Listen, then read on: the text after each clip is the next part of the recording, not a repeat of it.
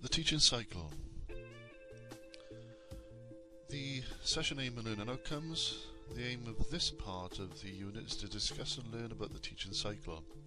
Learning outcomes. Upon completion of the session, learners will be able to state what the teaching cycle is and discuss each stage in turn. Assessment 1. What I've done, I've included the assessments which we've already gone through at different parts throughout this material, and really to show how it pertains to this part of the course. So we are now going to look at assessment 1, explain what your actual perceived role, responsibilities and boundaries are as a teacher in terms of the teaching cycle. So that part we're going to go through now as regards the teaching cycle. The other two parts, identifying the legislative requirements, we'll come back to that later on. So your role as a teacher, tutor or trainer, you will need to state how you will carry out all the duties related to each aspect of the training or learning cycle, as well as engaging and motivating learners, communicating effectively with learners and others, promoting inclusion, how you create a safe and positive learning environment. Apart from teaching, it might involve such things as coaching, counselling, training, assessing, mentoring, encouraging and supporting trainees or delegates. Your responsibilities include maintaining your knowledge through CPD, which we'll look at later on. This is continuing professional development. You need to have an awareness of relevant guidelines, codes of conduct and legislation. Preparation of sessions to include all learners, the maintenance of registers and assessment grades. Also interviewing learners, following up absences, checking equipment, producing resources, attending meetings, seminars, events. The last part is all part of your CPD. Your boundaries. You must act professionally at all times. Don't get personally involved with learners. Don't touch learners inappropriately.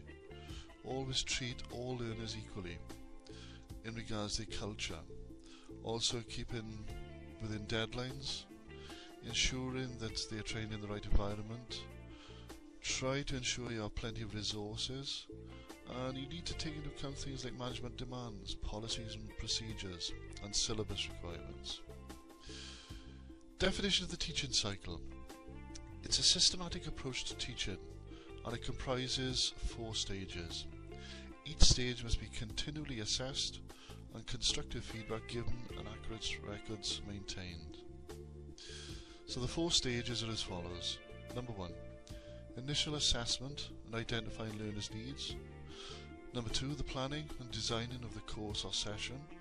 Number 3, the delivery of the course or session. And number 4, the recorded evaluation of the course by the learner or learners and teacher.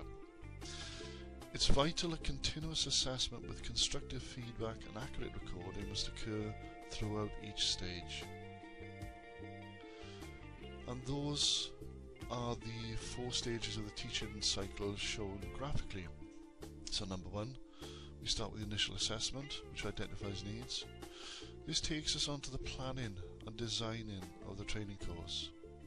Number 3, we have the delivery of the course. And number 4, the recorded evaluation of the learner and teacher.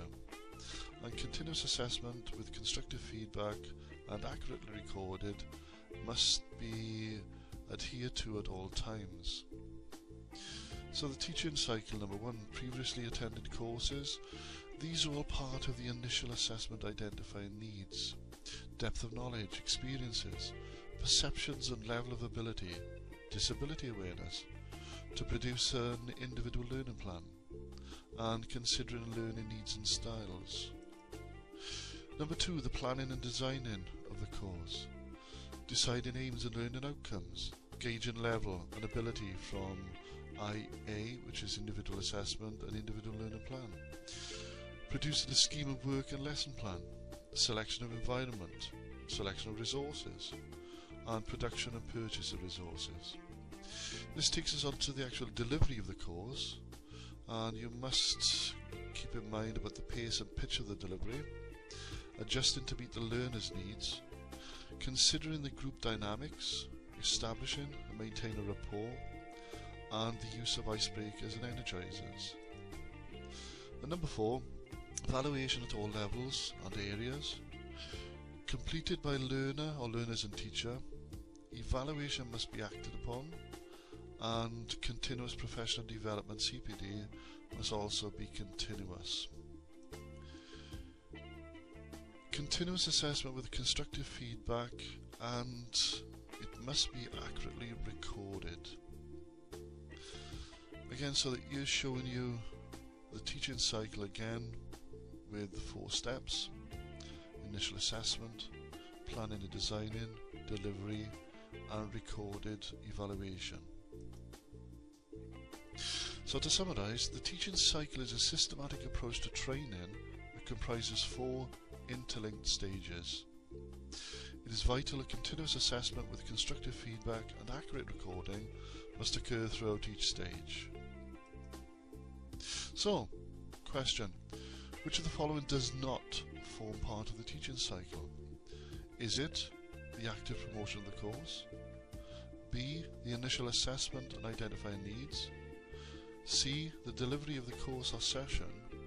Or D, planning and designing of the course? Which do you think it is? And it is A,